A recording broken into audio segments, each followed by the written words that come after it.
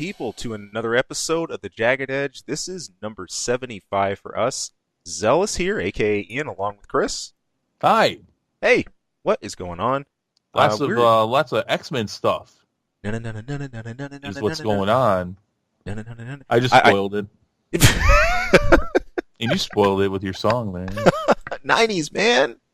Yeah. Yeah, when I think X-Men, I think back to that cartoon, but I was not thinking about the cartoon when I saw a lot of the news that we have here and stuff that's come out. So, a lot of it's follow-up to some stuff we've seen. Or did you think about the cartoon because of some of the stuff that did come out this week? Point taken. Talking about something else that isn't X-Men. Well said. Maybe that's just subconscious, man. Yeah, maybe that's just some weird mojo floating around. All right. I'll give you that. But hey, as always, we got a run of trailers. What's happening in film, also on ongoing TV series such as Netflix, and as always, gaming and all kinds of other weird, wacky, crazy stuff for you. But let's start right at the top with the Bumblebee trailer that got released. This this has some surprises in it. Now, Bumblebee obviously has elicited, I think, some doubt. You know, we knew, John Cena, okay. I don't know. I heard he was in there, but I can't see him. Yeah. yeah. Bumblebee, and people were really, I think, a little flaky about the origin story. I know I was. I had zero interest in this at all. And then Chris here says, hey, you need to look at this trailer. And sure enough, the latest trailer that just came out, we've got, Gen 1 Transformers references here. There's a whole lot to unpack that we had actually not seen from any of the other trailers before, and even though now this is still, you were saying, this is still, of course, produced by Bay, but this does forecast maybe a potential reboot. Some of the stuff going on around this, I mean, yeah. Well, so the first trailer came out a while ago, and there was people were saying that they're going to do things a little bit more G1 style. And you could actually see that in Bumblebee from the garbage that we got from all the Michael Bay movies. Which, by the way, 1 and 3 are okay. As Transformer movies, they all kind of suck. But the rest, 2, 4, and 5 are garbage. So, this came out, and at first, we even said we're not even going to do a review for 5. We're saying we're going to do it. It's garbage. So, and hey, look, it was garbage. So this came out, and I knew they were doing the Bumblebee prequel, and we got the teaser trailer. And I was like, this looks like this could be better. I'm hearing that they're going to do some G1 stuff. Maybe they're going to maybe go back to the roots, but this is an origin story. It's a spin-off for Bumblebee from the Bayformers universe. Right. And then sorry about that. And then was it Comic-Con happened? And then some real information started coming out, and they're like, look, they teased some stuff that we didn't get to see if you weren't at Comic-Con. There's going to be some serious G1 stuff here. They're going back to the cartoon roots. And then this trailer dropped. Right. And that's evident. And there's even talk now, because the reaction has been positive enough from Comic-Con and definitely from this. There's talk of like, well, maybe this isn't so much of a spin-off. Maybe this is because they were going to reboot Transformers. Right. The Bayformers universe is done. Right. And Bumblebee was initially going to be it because this thing was already in pre-production. This thing was already slated.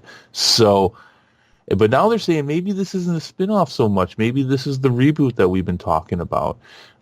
Maybe we start off from here, which I have mixed feelings about. Look, you watch this trailer. Obviously, the fight, you get glimpses of the fight that happens on Cybertron, but you get live action versions of who's there? Shockwave, Soundwave, Optimus Prime, obviously Bumblebee. A lot of the I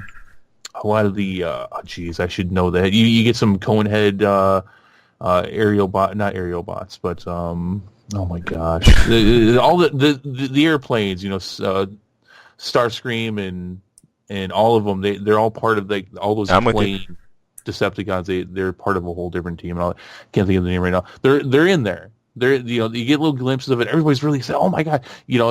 And Soundwave shoots out one of his one of his mini-con guys there. And even though they're not really mini-cons, I know they're not, but whatever.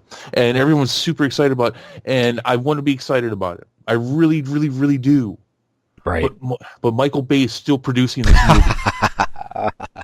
And the man has an ego the size of the explosions in his movies. And I don't know if he's willing to actually let this movie separate from what he had. Right. And I'm going to see it. And solely, I think, because, and we're going to talk about this a little bit later, a movie we had that was going to be released on the same date as Bumblebee has been bumped now. We're going to review this. And I don't know if we do it otherwise. But we're going to review this now. Right. Dude, if they're really pushing this, and they're getting old school fans excited, which they haven't been about Transformer movies in a really long time. If they screw them, this ain't gonna be good. it's not gonna be pretty. I mean, it's not gonna be it's not gonna be Star Wars ugly, because they've been getting nothing but garbage thrown at them for years now. But I mean, people are like, and I was talking to my brother. Now we grew up in the '80s. We had the G1 Transformers. We watched it. It was our Bible. We lived. He texts me about this, and he's like, "Oh, did you see this?" I'm like, "Yeah, of course I've seen it." But he's like, "Oh man, look at that." I'm like, "Yeah, no, just hold your horses. All right, just remember who's behind this thing." And it's like a friend of mine. He's super excited about the new Star Trek show that's coming up with Picard. I'm like, just wait, because there's a lot of people who got their hands on Star Trek right now who are perfectly happy to disappoint you. Oh yeah. So it's like all the best franchises are in all the wrong people's hands right now, and this is one of them. So I don't know. I'm very cautious. I'm not even optimistic. Right. I'm very cautiously guarded about this right now. But from what I saw in that trailer, there's definitely some potential for some really cool stuff. Yeah. No, for sure, man. I mean, the early G1 stuff, like I didn't have the same experience you and your brother did, early card. But I mean, when I think Transformers, that's immediately what I harken back to. So, for something that I had again zero interest in before, this moved the needle. I'll admit that. Yeah, no, I mean, and I said that to my brother as well. I'm like, look, I'll go see this one, unlike the last one, which I won't even go see it. I think it's on Amazon Prime right now, so I'm like, no. I mean, I've seen enough now, and I saw a bunch of the reviews. Like, yeah, I didn't need to see this. This was everything. Actually, it was worse than I thought it was going to be, which was saying a lot, because I thought it was going to be really bad. Yeah, I think it's worth a shot. It is under, Michael Bay's still producing, but it's under a different director, and it definitely looks like he's trying to help, make the core original fan base happy. I mean, so go figure, right? The guys who spent all the money on it for the last 30-some years, maybe they want to spend some more. It's go figure. But it looks really cool, and I think if anything, we can at least come away from this trailer and be like, yeah, look at that, right? Look at that. Good stuff. All right, man. On next, right up second on our list, that's Creed. We got the brand new second trailer for Creed 2. This looks awesome. Look, hey, if you were a fan of, what was that, Chris? Go ahead. I was just saying, yes. If you were a fan of the old Rocky movies, especially, and you think back to all the classics, especially Ivan Drago, who could forget, this looks like your movie. And a movie that is not just about legacy as much as it is from the title. Of course, we're talking about Creed's son, and so many returning actors. Sylvester Stallone himself, Dolph Lundgren. That's awesome in and of itself, but everything you have surrounding this is great. The way this is shaping up, and I look at this, and I'm as interested in the sons of two of the most prolific fighters we're presented in this world, as much as I'm interested in where they are in life now. Like, I see this, and there's just a part of me that wants, man, I would love even just a small interchange, just a small conversation between Rocky and Drago. And we have a chance for that here. Yeah, no, I agree with you completely. I think and I think the prior movies and the build up obviously through the Rocky movies leading up to this point, I think it all lays out things appropriately for Adonis and Drago's son. This is Right. going to be about them, Right. and it's and I think it should be, and I like how it's not overshadowing that. This is, I mean, especially somebody like Sylvester Stallone, who's been around as long as he has, and there's something to be said about things he's said off camera and such. But when he's serious about making a movie, sometimes he makes a damn good movie, and Yeah. it's easy to forget that the action star, he's the brains behind these. Yeah. And he has been for years, and he's got to take the misses with the hits too. But he had a lot of hits. Oh yeah. There's a lot of great storytelling in a lot of these movies, and I'm not sure how much of that creatively he's in with this one or at this point. Right. But this, I mean, yeah, this looks great. I mean, I see this and it's just like, man, it's got the feels. It It's does. got the feels all over it, and I mean, this is mythology used appropriately. It is. It is. I mean, I couldn't think of a better pick here for Creed's son either. And Michael B. Jordan has been killing it lately. Of course, Black Panther and more, but he looks squarely ready for this, and this just looks awesome. Like I check out the trailer, and there is no doubt in my mind I want to see this movie. So Yeah, no, and I like I said, I do like the fact that obviously the prior Drago and Rocky, that is taking an appropriate. It's up there. In fact, you don't even forget it, but it's taking an appropriate sidestep to this new generation that is telling the story for the most part. yeah, Now, the only thing I hope that doesn't happen, and I'm not so, I hope that this does not. I don't care if it rhymes, but I do not want this to be basically a retelling hit to hit right, of Rocky 4.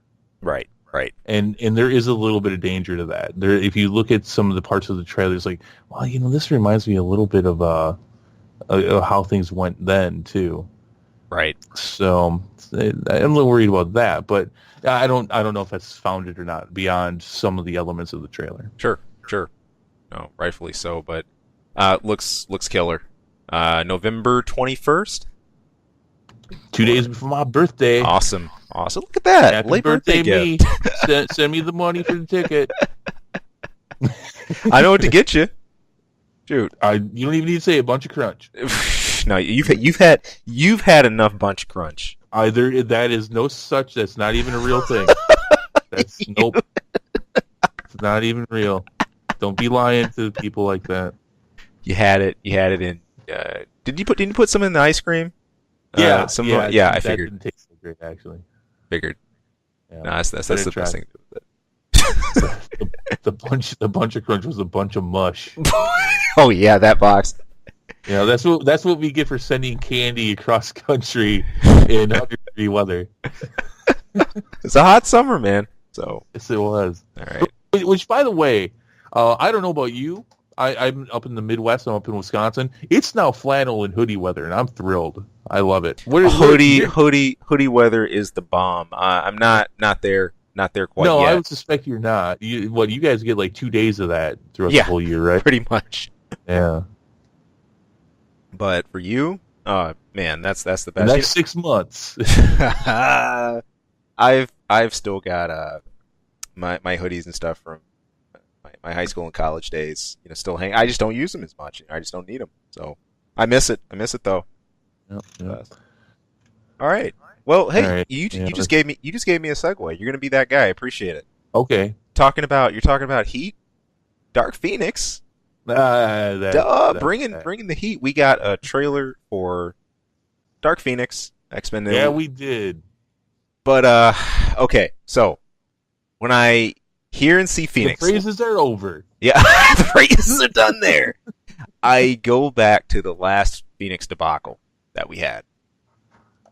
You mean the debacle that nearly killed a franchise that Yes. built a franchise? Yes, that debacle. So I look at this and I immediately protest the pens and needles. But it sucks because I look back. especially the '90s cartoon. I love this arc. This was such a surprise for me.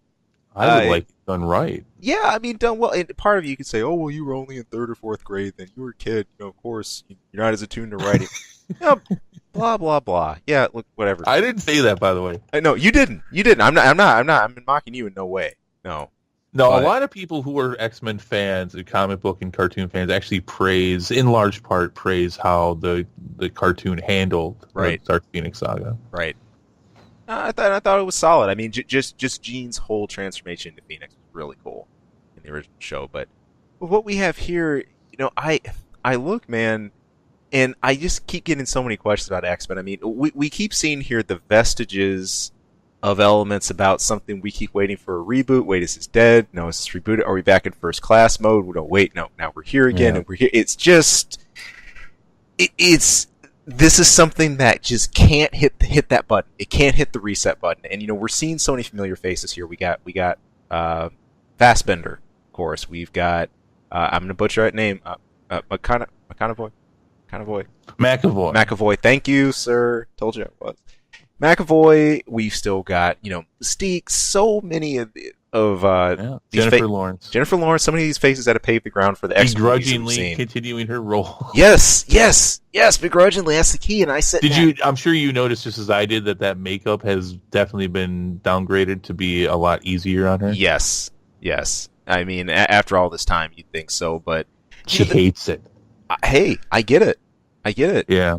And I see this, and I can't help but think, man, look, maybe we already should have hit that reset button and then had this, because I'm just all sorts of confused.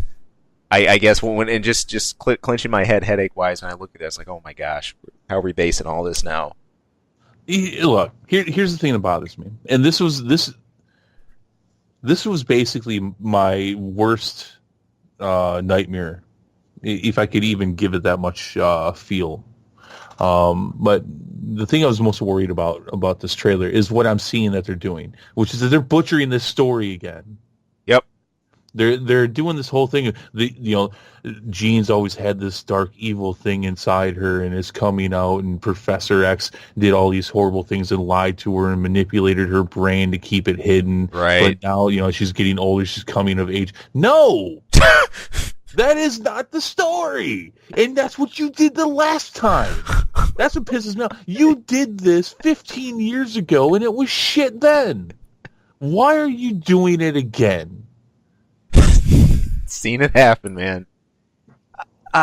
Jesus. I guess the biggest disservice with that as well, when especially when you consider Phoenix and the sort of far from benevolent, the malevolent entity that entered her, and when we are getting some of that. It does appear we are getting some of that, but you're I don't know. And is this trailer showing anything that could not be corrected? Actually, to the point of that, and we'll get to it a little bit later because we have a bunch of news to go with this X-Men trailer. They're still doing reshoots. Yep. Again. Patchwork. Not a good sign, man. No, it's not. It's not, but that's all right because this trailer doesn't really mean shit anyways, and we'll get into that soon here too. But yeah, I mean, I like the look. I mean, the cast looks really good overall. I mean, I actually don't think that the actress who's playing Jean quite looks the part, but that's all right. She's a good actress. Right. I can't think of her in it, but everybody looks the part well enough. I mean, like you said, you got McAvoy and Fassbender and Jennifer Lawrence. As long as she's not mailing it in, I mean, if she's awake, she can be a decent actress. And when she tries, she's a great actress. Right.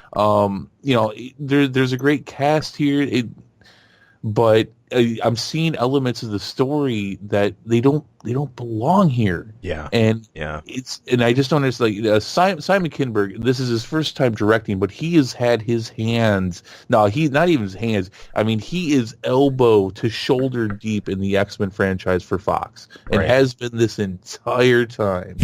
And this is his first time directing. I believe he wrote Last Stand. And it's like, why? Why are you doing that? Didn't you see? I know you must have known because you produced a lot of the other ones. So I know you know that nearly killed the franchise had it not been at First Class not been a good movie, a really good movie actually. Yeah. And so it's very upsetting in that regard. But yeah, you get to see it. She goes out in space, and so they're gonna encounter the Phoenix, but they still the whole core of this main story for Dark Phoenix is that Jean Grey doesn't have some evil side to her. She's the epitome of the good girl. Thank you. And it is the fact that an outside influence, which, use whatever metaphor for this, is what changes her. And this person with all these aspirations and hopes and thoughts and all the ability in the world to do great things gets spun around. Yeah. And in as much as you had all the hopes and aspirations and all the potential, that's now going in the complete opposite direction, and how horrible it is. But you plant the seed of, well, it was always kind of in her, and manipulation and darkness. Mm-hmm. What do you let go? And I think that really just seeing that casts a terrible light on Professor X, or puts him in a precarious position. I think that he should not be in or be anywhere near. No, this was the man who did nothing but support, not just Jean, but the rest of the X-Men too. So I feel it's pretty lame to cast him in that light. But, well, we'll see. Especially again, they're doing reshoots still. So yeah. So who knows what we'll actually get? Time's gonna tell. But like you were saying, look, this ties in the rest of our news here. So okay, despite this trailer, despite what you're seeing here, and look, you got a whole official poster for the Dark Phoenix movie. It's got pushed back for the third time. This is to June 7th. Yeah, so now. that official poster, and even in that trailer, it said February 14th. No, nope, no, that doesn't. By the way, this all happened within days of each other. And the reason being, look, there are a lot of people. Most believe that this was not intended to be released. Period. But it happened because there was already the leak. So you had a counter reaction to just kind of quickly correct that and just we'll just release it ourselves. Here you go. So it's just reaction after counter reaction. That is not good. Just Fox on their heels here. Well, and I will say, in Fox's defense, though, they are about to be upended. They are. So, but at the same time, you don't have a couple hours to change the date for the trailer and the poster. You can't open up Photoshop and change that real quick. Do it live. I don't. Sometimes you got to do it live, man. Yeah, just have a guy standing there next to the poster. That's wrong. Because every time someone passes, that's not right. That's not right. Just tell you. He just holds up a poster board right next to it. It's actually June 7th. Jesus. Man, on top of all this, Fox sort of continues the line that they're sort of acting like there's going to be a Gambit movie that exists. But look, this is the principal photography isn't even in for this. This got shoved back. This is all the way back to March 13th, 2020. At this point now, so, golly. I think actually is it March or February? It doesn't matter. They're not making this movie. No, I don't see it happening. 2 years later, check to see where we're at again. Which is about 4 years past when they first announced it. Crazy. 4 years. Man. I think it has been 4 years. Golly. Look, hey, in relation to all this, look, sort of, this isn't something under the X-Men umbrella, but we're still talking about the whole studio association. What has to do with things. This affects Alita, too. Battle Angel Alita. It's going to be taking Dark Phoenix's prior release date. So now you have Alita coming out February 13th of 2019. And it's sort of a bummer. Like we were saying it before the show, I was really looking forward to this being the holiday tree. Yeah. Right at the end of the year. But, okay. Have to wait. You know what? Hey, that's twice. Kingdom Hearts got shoved back. Now this got shoved back. So, you know what? I'm getting used to it. Fine. Whatever. I can taste the salt. Yeah, no salt here. No, just 5 boxes of Bunch of Crunch down the drain. Salt. Yeah. But as far as why it's done, into my stomach. If I were a betting man, which I'm not going to be for Bunch of Crunch for. Oh man, I would have bet less. Oh well. Yeah, but tell him what we're gonna get in place of Alita. Okay. This is like the saddest part. Yeah. I think it's not, but it almost is. Yeah. So originally, we had that late December release date for Alita, around the 21st, 22nd. But here's the best part: Deadpool is swooping in. Deadpool. Yeah. Deadpool 2 is going to be released on December 21st, but guess what? PG-13. Yeah, it's not only the movie you saw a few months ago, but it's the watered down version of the movie you saw a few months ago. I guess. Whatever. That's I don't know why. They just released that on DVD. I mean, it's a few months from now. I guess I can't think of anybody who's like, oh, you know, they're out shopping. Let's go see Deadpool 2. It's the family-friendly version. No. I don't honestly. Normally, I like to see these director's cuts or remasters and stuff just out of curiosity to see what they changed. I don't think I even want to know. Same. This is a series that is cutting its teeth on wearing that R rating and wearing it proudly. I really don't see the need to turn back and do a dumbed down recut. That really goes against the very thing that Deadpool movie set out to do. So whatever.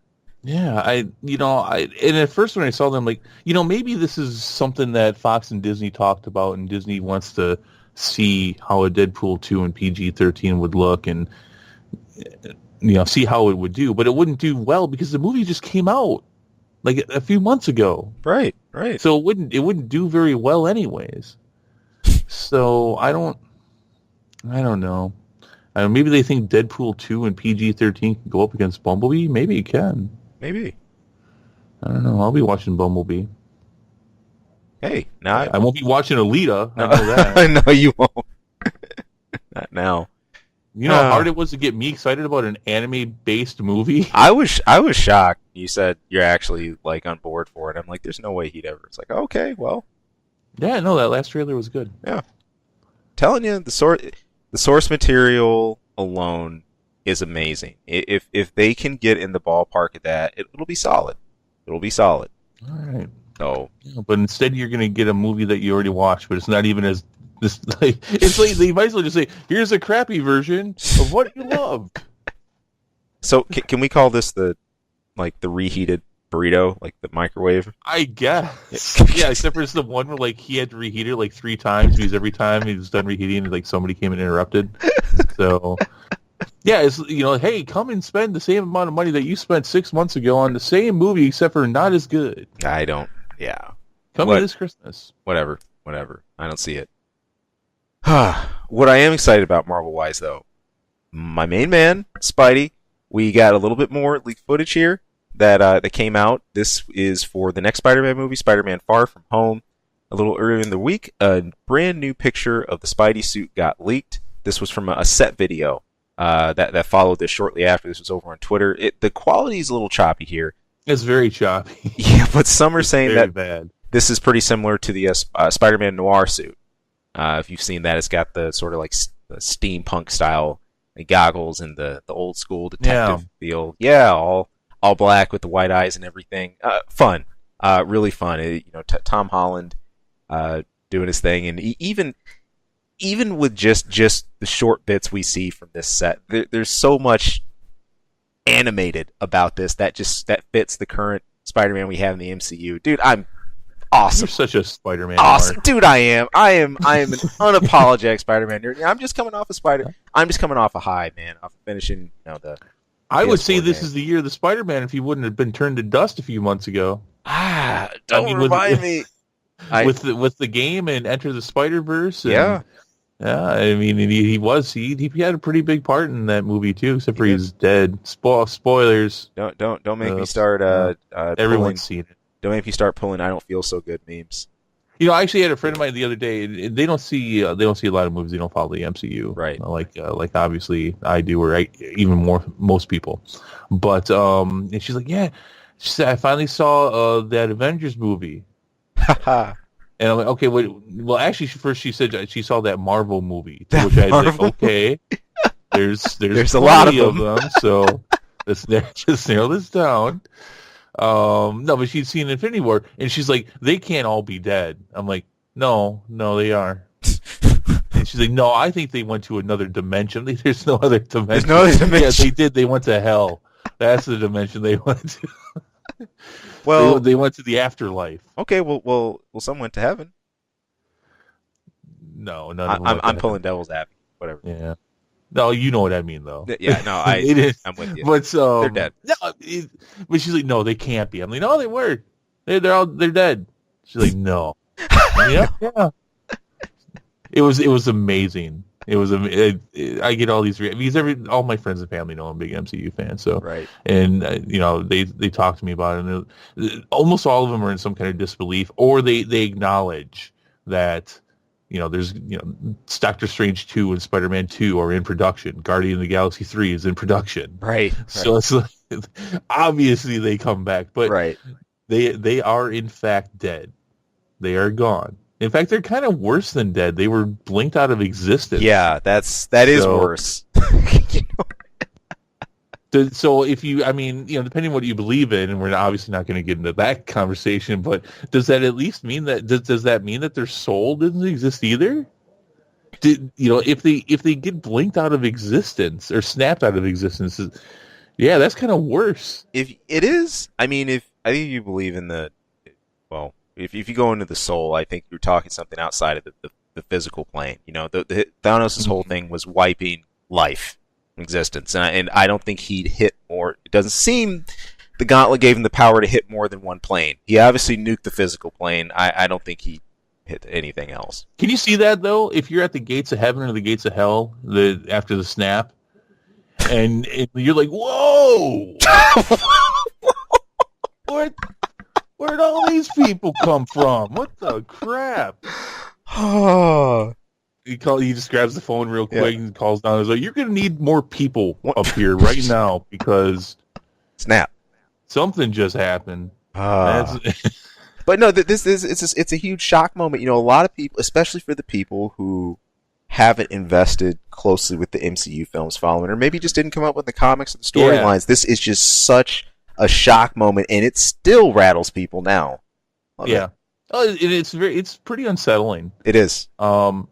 As far as I got way off topic, the Spidey suit, it's a black suit. Yeah. I mean, honestly, that thing is so grainy. I suppose it could be the noir.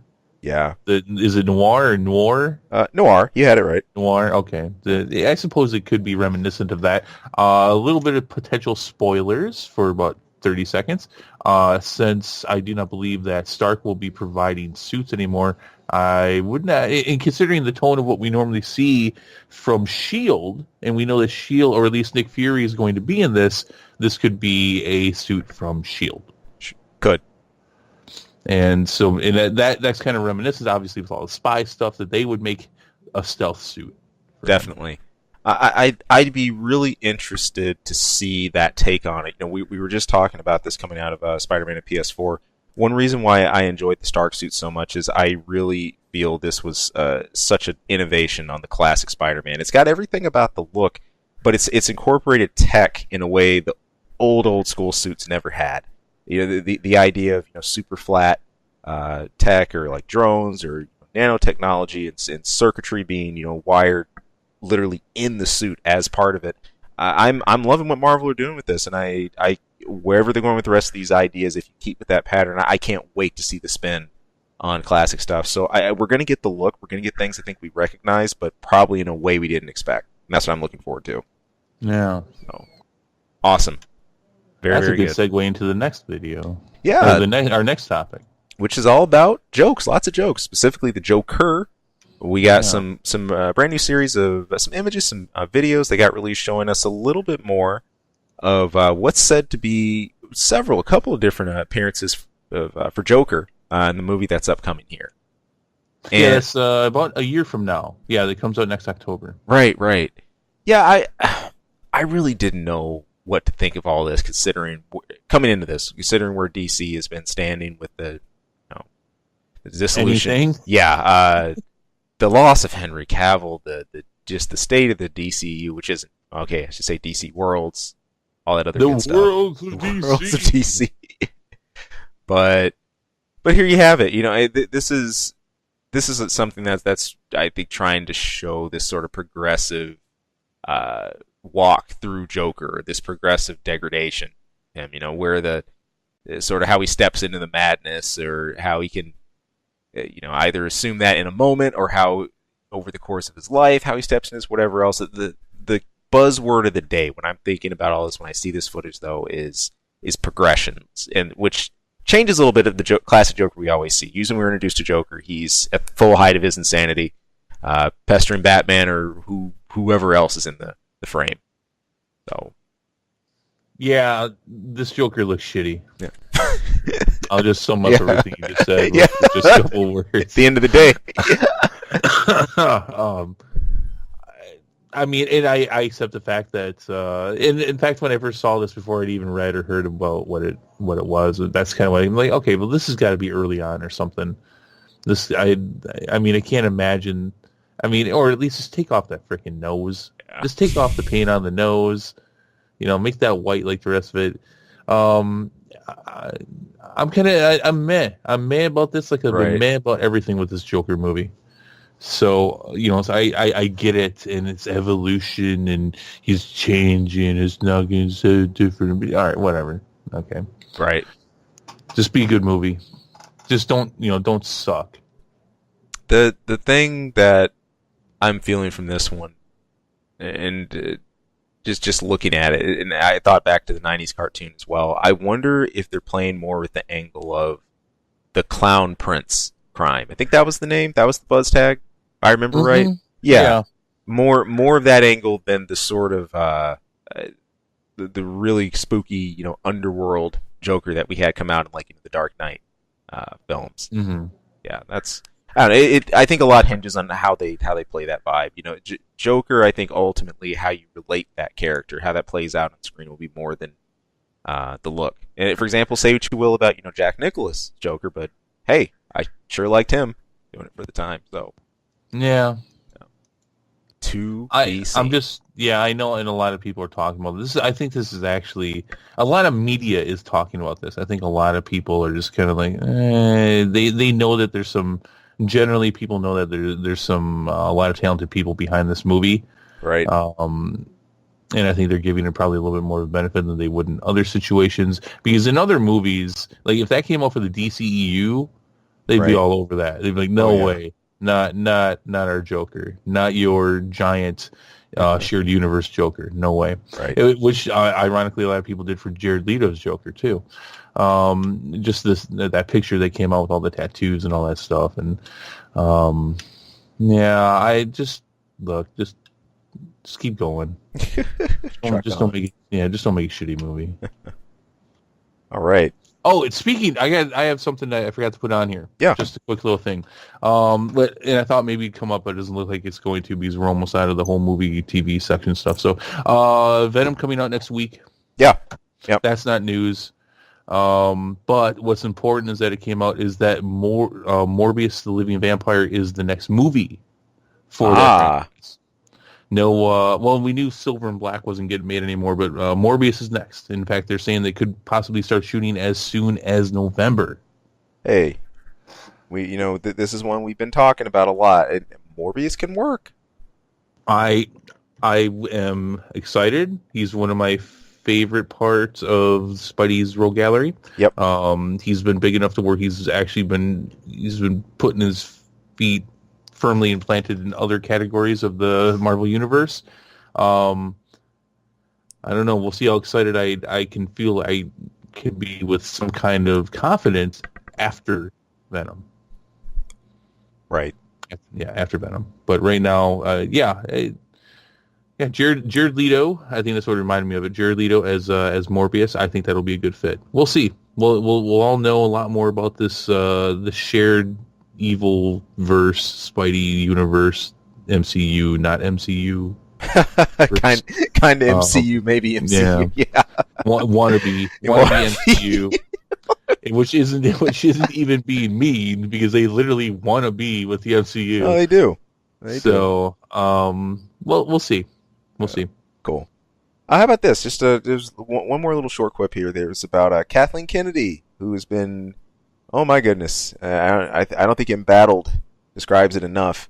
But hey, she got a 3-year extension as the head of Lucasfilm. Boo. I don't know if we talked about this on the show. I know you and I talked about this, but I might have mentioned it on the show at some point, but I can understand if I didn't, because there was never anything concrete about this. But you and I talked about this a little while ago, that there were rumors that she was going to be out this month. Well, right. the month's pretty much over. Obviously when you talk about these kind of things, sometimes you've got to go with things that you don't have concrete. This seemed a little much. Right. With this announcement this week, a lot of people are like, oh, she's made Disney $4.5 billion so far with the franchise. Yeah, that's true. Yeah. But she's also made the first bomb in the franchise history, and that has nothing, and that's not just ticket sales, that's toy sales, game sales, which are tanking. And not to mention, that says nothing about the cost of everything that they had to spend to make that $4.5 billion. Look, I mean, you can say, and I do, liberally, when I put words together, liberally, I say whatever I want about this topic. And you can, and I think that's justified when it comes to Lucasfilm, what's happened there. But you are out of your mind if you look at Kathleen Kennedy's career prior to Star Wars and you say that it was a weak or bad history of movies and just being a producer. That's ridiculous. Right. I don't like how she's handled Star Wars, but I mean, she's one of the most accomplished producers in Hollywood. And am I altogether surprised? I am a little. I am a little. Right. She signs off on all this stuff. I mean, she's the one that hired directors and then fired directors. Right. She redid about a third of Rogue One. She fired the directors for Solo, and that movie basically had to be started from scratch. She signed off on all that crap in The Last Jedi. People can, you can try to throw a number. It's like, I can throw a number too. I can throw a number how Solo did, and how you tanked for the first time a movie in the most celebrated IP in entertainment history. Right. And I think that looks a lot worse than saying I've made $4.5 billion with the biggest production studio ever behind me and all the money in the world. I don't agree with this call. But maybe there's lessons learned. Right. Well, I know I kind of went off there a little bit. Sorry. But no. But hey, how do you feel about it, Ian? Man, Kathleen still on. Besides this whole, I think there's, you can feel it. There's so much more caution. I think, period, with how these next parts are going to be handled and everything else, and knowing what's on the line. I think knowing what's there. I think this is going to be a matter of hopefully stopping infighting. If there is that, there's been a lot of talk of sort of Kathleen's faction and then the rest of the faction, stuff like that. My hope is that they, hey, if they can band together and make quality Star Wars films and get over, if that's minor differences on the inside or forms of vision, and really come to that point where they're not antagonistic with the fans, I'm cool. I'm not just so hung up on, oh my gosh, she's there, I can never watch Star Wars again. It's going to depend what they do with it. I feel that way about Rian Johnson, though. No, I was going to say Rian Johnson's a different story, but there is, I think that's where the redeemable hope in this stands. It's not a good record right now. It's not good what we have, and if things continue as they are, it will be terrible. I'm hoping this is where the course correction starts, though, and she has every chance to do that. Cool. And like you said, hey, she's had so much success beforehand. Definitely done well, had a good career in that. Let this be that chance, that reset button, and use that. I hope so. Mm-hmm. So cool. All right. I'm not going to rant. Because I didn't rant we there. could. You didn't. You didn't. Yeah. You did. I had I did okay. That's fair. That's fair. But if you guys want me to rant more, let me know. Put it in the comments. Put in the comments. if you want it, he'll bring the heat. Oh, man. All right, hey, spinning on into gaming. First up, it's Red Dead Redemption 2. This is Rockstar's next big game on the way. If you loved Sandbox, if you love GTA, or more so if you were into Westerns, period. And, well, when it comes if you like cowboys and Indians. Sandbox Western, here you go. Rockstar has made a new tweet about this just this week on the 24th that there's going to be a whole bunch of different animal species in this game, too, from like wolves to bears to stuff you might run into you don't expect to compete with in the wild, all of which are going to be responding to their environment in a different way, or you, assuming depending what happens or what you run into. So the fact that you might not just be competing with other crazy outlaws and stuff, you might have to deal with the bear attack or two or stuff like that. Nice. Game is still due for an October 26th release. Now, this is... Wait, hold on. Are there going to be snakes in boots? That would be awesome. That would be great if part of your gameplay is every single time you get up, you got to shake your boot. That would be awesome, dude. I didn't think about that because they've got a bunch of different snakes here, but if that is the kind of way they could, mess with your stuff, holy crap. A true story, when I lived in Texas, every day I checked my shoes for scorpions. Wise choice. Yeah, that's what my girlfriend told me to make sure to do when I moved down there. I'm like, you're joking, right? She's like, no. No, scorpions. Especially the small scorpions, because those are the ones that can kill you. Yeah, it sucks. Ugh. No thanks. And that would also be awesome if every day when you did that in Red Dead Redemption 2, every day you get up and then like when you shake your boots, snakes and scorpions always fall out of your boots. It's like, darn, I was waiting for you. Oh well. Oh man. But yeah, this has had a solid development cycle. It's looking great. It's had a lot of fan appeal behind it. Now, the game size, though, this is going to be another thing. Look, anything you can do to early load this thing or whatever, please do it. This is going to be a whopping 105 gigs. That's crazy. 105 gigs. That's in gadget. You're going to have to buy a PS4 just for this game. I've got my PS4, and then I've got my Red Dead Redemption. It looks just like your regular. No, it's not. It's not a special edition. I don't have space, so it has to have its own PS4. It has to have its own Xbox. Yeah, this is one of the largest downloads I ever heard of. It's crazy. Now, based timeline-wise, story-wise, I haven't played these myself, but everything that the news is pointed to in this, that this is going to be a prequel game. This is set 12 years before the original. The rest of the details people seem to be waiting for right now are exactly how the online and multiplayer stuff is going to work. It's believed that's going to be for 2 to 32 people tops. I know in the last Red Dead Redemption there was there was free-for-all battle and multiplayer and things like that. But we'll see if Rockstar's got any more tricks up their sleeve. Which they probably do. So. Do you think that the people at Rockstar, can they even move around their offices freely, or is there just money everywhere? I bet it's like Scrooge McDuck in those offices at Rockstar. They just swim around in money. They're killing it. They're destroying it. They're obliterating it. It's crazy. It's one thing to have a series as successful as GTA and hang your hat on that, but to do that with multiple titles and multiple follow-ups, that's insane. But we won't be doing a Let's Play review of this game because we have things to do in real life. and not even a lot of things, but we do have some things to do. Yeah. So, no, I mean, it looks fantastic. Yeah. It is what it is. I've got nothing bad to say about it. Cool. Other than that, there were some notes from Sony, specifically one of the Sony chairman, Sean Layden.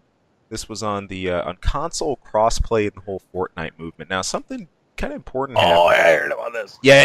If you were looking, this was pretty important. This happened. Now, just this past Tuesday, Sony finally enabled crossplay on PS4 with the launch of the beta test for Fortnite. Now, of course, Fortnite's the center of a lot of jokes. If everything needs battle royale now, and all of that. But seriously, there's been a big discussion centering around crossplay, and a lot of the fire that's come Sony's way in this is like, hey, Sony, yo, knocking on the door. Why is it taking you guys so long to get on board with this? You know, what's the deal with PlayStation holding back crossplay and all they say that distracting Sony from counting all their money. What? Yeah. Oh man, it's like they need some kind of negative press, right? Oh gosh. So, but no, the whole pressure for this really spiked up when you had Fortnite on Switch, and people realized that you could still do your crossplay with that, but the whole revelation came out that you couldn't use your existing account on Nintendo's console if you already had it on PS4. And there was a whole hubbub about this back in June. It was a real mess. But just looking at what Sean said about this, and I'm just taking a quote from an article, Eurogamer, they got published. He was saying, look, we know this is a want, this is a desire, and we want to be able to deliver this in the best way possible. Now, enabling crossplay isn't just about flipping a switch, and there you go. It's a very multi-dimensional kind of attribute or features. So we had to look at it from a technical point of view. We have to work with our partners from a business point of view, and we have to make sure that if we enable this, do we have the right customer service support? Do we have the right messaging out there? Do we have all these different things that you have to get this in line? So so basically they had one intern working on it, but they're getting so much heat they put two interns on it. Yeah, that summary. Oh man, that's what happened. I get it, and they are getting a lot. It sounds like they are getting a lot of heat for it too. But yeah, they're gonna drag their feet. Yeah. Why would Sony do this? I mean, the vast majority of the players are on Sony already, right? And it's I get it, and I think at this point it's going to be like, look, you're getting a lot of heat off of this now from players, and they're starting to really stick in their crawl here that that you're not enabling this. This is an evolution for consoles. This needs to start happening for all of them. But the guys on top are going to drag their feet because it doesn't help them at all, and they will only do it to the point where we're at now, where it becomes too negative. Wild. So, well, hey, there you have it. Crossplay. I'm always interested in topics like this because I think it's something that exists as pipe dreams for a lot of fans. The wish, games, what they could do. Heck, this is something that impacted you and I directly. Way back in the infancy of just playing online, big through time consoles. Yeah, big time. There's this fine line between console exclusives. Hey, this is what I bought this console for, or man, I got all these awesome games because I own this, or just wishing you had the ability to play cross-platform, and because something's released multiple ways, it won't kill the community in any way. There's a lot in the balance of this. A lot of it comes down to each different community. Fortnite seems to have such a liquid community. Console, it doesn't seem to be necessarily a killer effect. Like, oh my gosh, some people are over on Switch. That's not going to hurt it. It's already enough of a steamroller. But something much smaller following or series can be devastated by splitting things up. And there's a lot within that. So anytime I see that, I always got an eye on it. Heck, I even play something crossplay right now. I mean, FF14 is PS4 and PC, so always a cool topic. Yeah. Last up, for what I was looking at least, this was a little meme that's come up, and I didn't write this down officially. I was wondering if I wanted to mention this, and I think it's worth mentioning it because it's been all over the internet. Look, especially if you're an artist, you've gone to anywhere, Pixiv or DeviantArt, whatever. Even without that, just Google Mario. This is going to pop up. Bowsette. Yes, I'm talking about Bowsette. You can't turn around without this being somewhere. And I'm just looking at this and how this became a meme almost overnight, why this went viral and exploded. And it's really Nintendo's own doing. It's the funniest thing. So Nintendo have an issue on their hands with their own canon spiraling out of control. This was from recent Super Mario Odyssey being looked at, and we're looking specifically at Princess Peach, aka Princess Toadstool. And for years, people just kind of let it fly. Okay, there's a princess and kingdom, a bunch of mushrooms, whatever. But a character in the most recent game here called, I was about to call her Peachette. She's going to be Peachette. I'm sorry. That's all right. It's something this stupid can get easily confused. Yeah. I'm sorry. I think that's just the way your brain works when it can't latch on to something factual or logical. Dude, I grabbed my head about this multiple times just this week, saying, like, what? This is... How can... No. So, I will do my best to stumble my way through this and why a Super Crown's a big deal. So Can I try? Yeah, go for it. I want to hear something. All right. Outsider perspective, taking a shot. Okay, so because Nintendo is being lame about Princess Peach, but they need to put a female character in this game who's going to look and move like you're used to Princess Peach moving. Am I right so far? Continue. Okay. All right. They've created a new character called Toadette. And Toadette puts on some crown, and it transforms her into a princess, but a human princess. Because for some reason, you can't be a Toad princess. It has to be a human princess. She looks like Peach. She moves like Peach. She even annoys the shit out of Mario like Peach.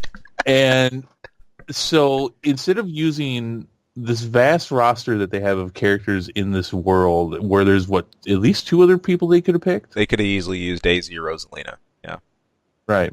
They instead create this new character, or they could use Princess Peach, but no, she's busy. So this inspired the internet land in their internet tubes, and they're like, well, what if you took this crown and you put it on Bowser? And now you can talk about all the nasty stuff. That was awesome. No, did I get it right? You got it right.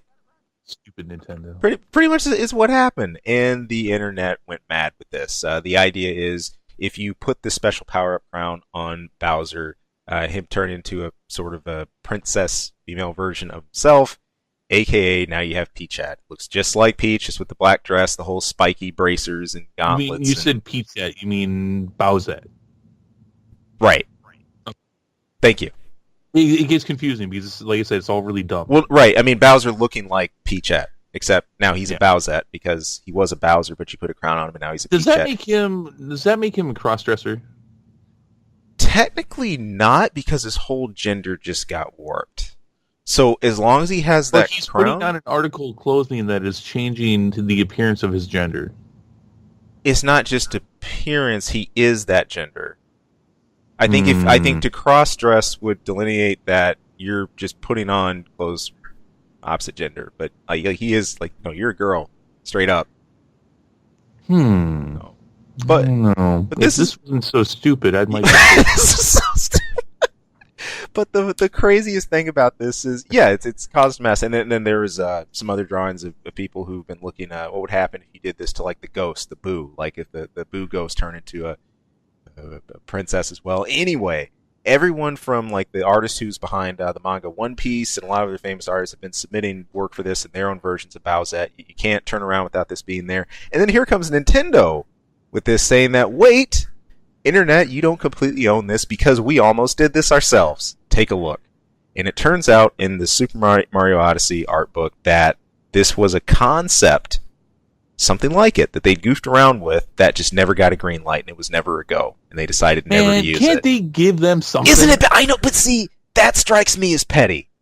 It's because they are petty. Yeah, it's just like, look, the fans just grab something, crazy, something you really overexpose your canon to. You didn't have to. They went nuts with it. You say, no, wait, no, you guys didn't do that. No, we got this. You want to know how petty Nintendo is? You know how petty Nintendo is. I do. Obviously, we don't have a lot of followers right now or a lot of listeners. That's fine. But Nintendo knows we're here, Yep. and we used a picture, and they said no. No. That's how petty Nintendo is. By the way, the picture's still up there. They can have all the money we're not making off of that video. Because we're making none. They can. I guarantee. I promise them. As long as that's up there, I'm not going to fight them. They can have all the monies from that video. That's fine. You can take all the monies. There you have it. That's how petty Nintendo is. Pick it on the little guy. No.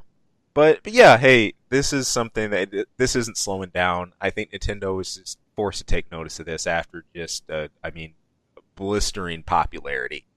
This has had. They can't not notice it, but it's just sort of hilarious. Like, guys, this could have just all really easily been sidestepped instead of an obscure power up. I don't even know why you would just use any of the others available. But let's shrug. Who knows? Yeah. So that's all I got, man. You had something pretty cool in Telltale in the Walking Dead situation that was happening. I don't know if it's cool, but there's more stuff. That's for sure. I'll do this one. I got it. Go for it. I got this. You get ready for your info minute there. All right. So yeah, there's some more stuff for Telltale Games. Let's see. I'm gonna read now. You have to edit some of this. I gotta read. Let's see. So as you guys all know, as everybody pretty much knows, they had a catastrophe happen last week. At the end of the week, on Friday last week, they fired pretty much everybody with the exception of a handful of people sticking around, finishing up some projects, which I believe, actually not projects, I think just one project, which is the Minecraft story mode for Netflix. That's not been debated at all, so I'm pretty sure that's where it is. But this keeps getting worse and worse with one little glimmer of hope. And I kind of thought it was weird when I heard about this last week. And come to find out, it's the case. They're getting sued. One of the employees is taking them to court for the class action lawsuit, stating that they violated federal and state WARN laws. You can't just dump your company like that. Which didn't outside of the fact that morally it's wrong, it didn't quite feel right to me when I heard about it last week either. It's like you can just shut your doors? No, actually you can't. Something like that, you've got to give some kind of heads up, some kind of major firing like that. So they're getting sued. Let's see. Variety reported that there's the catalyst for this was most likely the fact that Variety says that Telltale was in negotiation with two companies, Smilegate and AMC. AMC is not actually, it's kind of surprising because they don't do anything with games, but not all that surprising because AMC, obviously, with The Walking Dead, there's some stake in that. They were in negotiations with Smilegate and AMC for funding for the company, despite the fact that they had a company-wide meeting that Thursday, the day before this all happened, saying, "Hey, yeah, this is a done deal. This funding is pretty much done." Right. No, wasn't. One of the companies, I don't know which one came first and which one acted second, but one of the companies pulled negotiations at the end of the day on Thursday, and then the other one pulled out later that evening. And then they closed their gates first thing on Friday. I can't even begin to imagine the chaos that is their management and accounting if something like that shuts you down the next day. Good God. The next day. Wow. That's crazy. That's not their fault. I know a lot of people are pointing a lot of fingers at people about this whole thing. That is not Smilegate and AMC's fault. I don't know much about. I'd never heard of Smilegate before. I actually had to look them up. They are a funding company. They fund games, mainly actually not mainly PC and phone games. Right. That's it. AMC, they don't do games. They do TV and movies, and they don't do all that good. But obviously, there's a relation there with The Walking Dead. So, Yeah, so a lot of people are pointing at that being the incident that happened here, but not to be overlooked is the fact that Telltale has never really ever released any of their numbers, and because of that, no one's really known how they were doing. But the assumption was they were doing well because they were just snagging up IPs left and right. Right. Just contracts and IPs everywhere. I mean, Right. for big things like The Walking Dead and Game of Thrones and Guardians of the Galaxy and Batman, without knowing any facts, the assumption, which excuse me, which I didn't think was a poor assumption, was that they're kicking some butt. No, Right. in fact, out of all their games, only 3 of them have been profitable. Golly. Yeah, they've lost money on almost everything. I know one of them is the first season of the Walking Dead. That was immensely popular and did very well. It was one of the best games of the year at that time. They won all kinds of awards. I do not remember what the other 2. I think, if I'm taking a shot here in the dark, and I kind of am, I think The Wolf Among Us was one of them. And I think one of the other Walking Deads was. But what I know in particular is that they're starting to find some of these figures. One of the worst selling ones was the Batman one. And a lot of that had to do with the fact that it was very glitchy. Finally, though, there's a little bit of glimmer, folks, for people like myself and many others, Walking Dead fans. Telltale Games is in potential conversations with partners to bring us an ending to the series in some form. Well, maybe that's the last 2 episodes. Maybe that's a comic book. I could definitely see Image coming in and be like, "Look, let's wrap this up." Yeah. We'll help you out. We'll connect you with an artist. We'll put out a 6-part series wrapping this up or something. We should get an ending though. Yeah. This is not confirmed. Here's the thing. Coming with this though, almost immediately, because I think they announced that on Monday. Yeah. A lot of people were like, "Hey, why don't you take that money that you're going to get from these partners and pay your severance?" It doesn't work like that. No. It's a horrible situation that Telltale's in. It's a horrible situation that the employees are in. But, all they can do is what they can do. And if there are people who are willing to throw some money into this, obviously to make some of their own, and help this situation out and get us the ending of The Walking Dead, they can't take that money and be like, "Okay, thank you for the money, but we're not going to make that now. We just took your money," even though they probably did this a bunch of times. It sounds like with their own business dealings. They obviously can't do it anymore. They can't just take that and be like, "We're going to pay these former employees now the way we should." Now, there's nothing to say that they shouldn't do that with any earnings they get from this. But they can't take partners' monies for this deal and give it to other people and not make a product. No.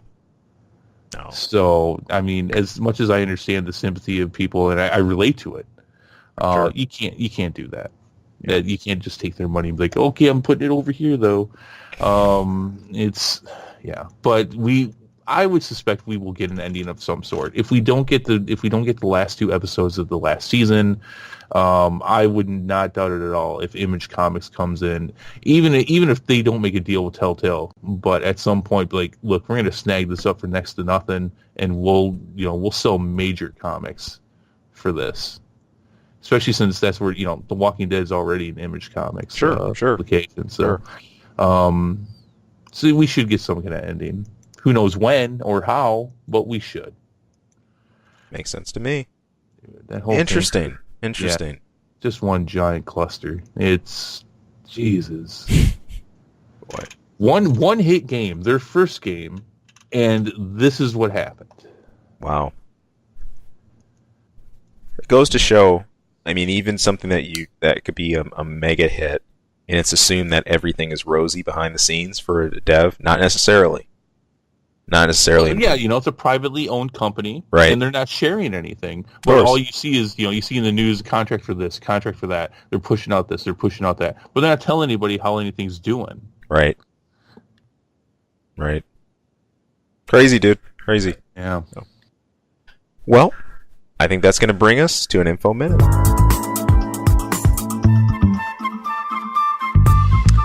All right.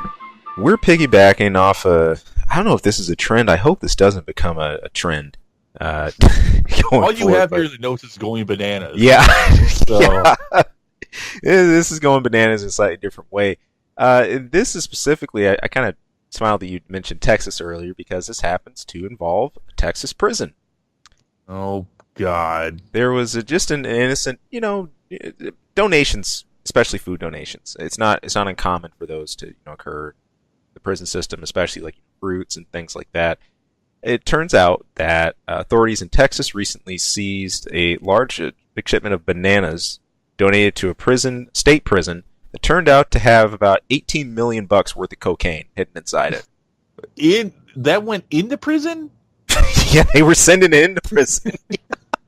Okay, I'm sorry. I just want to make sure I heard that right. No, you did. The Texas Department of Criminal Justice, the DCJ, outlined in the finding, sometimes life gives you lemons, sometimes it gives you bananas, other times it gives you something that you just never expect. Now, this involved 2 pallets of bananas that were donated because they were already ripe, and they had arrived from the ports of America over in Freeport.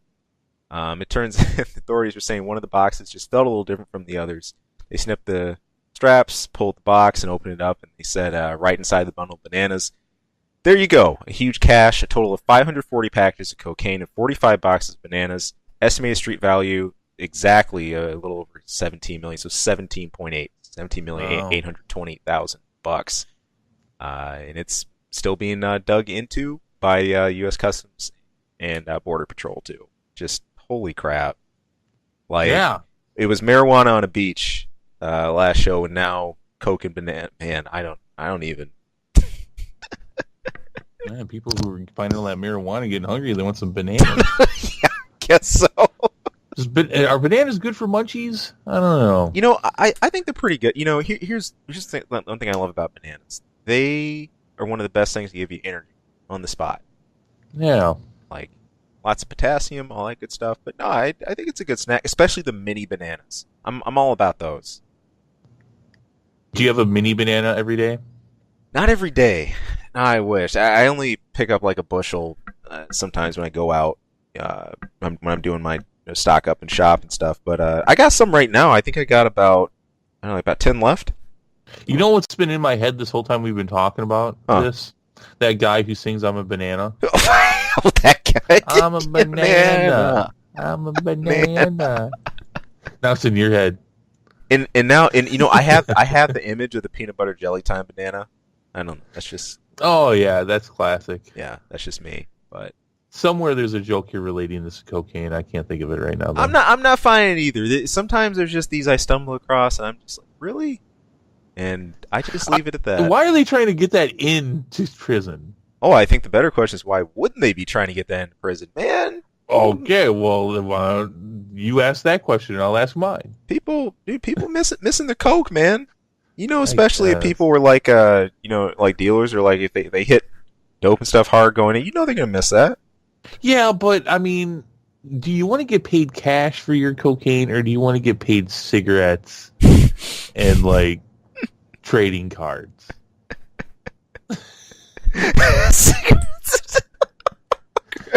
And what is the cigarette to cocaine ratio anyway? You found it. There's the joke.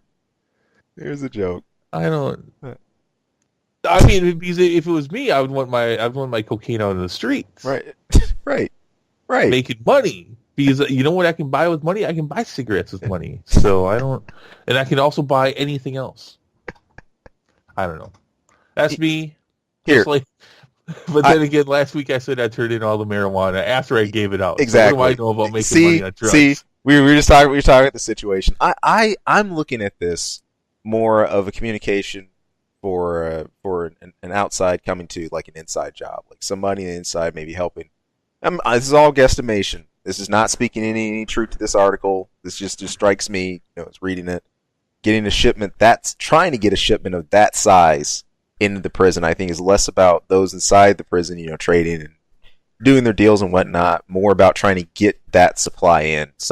Obviously somebody had to try to finance that to get all that together and push that in the first place. It probably may have had a handsome payday for actually completing said delivery. Who knows? But I think there's a bit of a gray area when questionable stuff like that happens, especially that much. Like that's a lot, man. And look, normal runner or two in the street ain't gonna finance that on their own. That's crazy. So we're $17 million or 1.2 million packs of cigarettes. That's a lot of cigs. Yeah. I just pulled that number out of nowhere. I don't even know if that equals up to 17 million. 1.2 or 1.2 million packs of cigarettes equals 17 million. I don't know. All right, yeah, that's dumb. But that's all. That's it, man.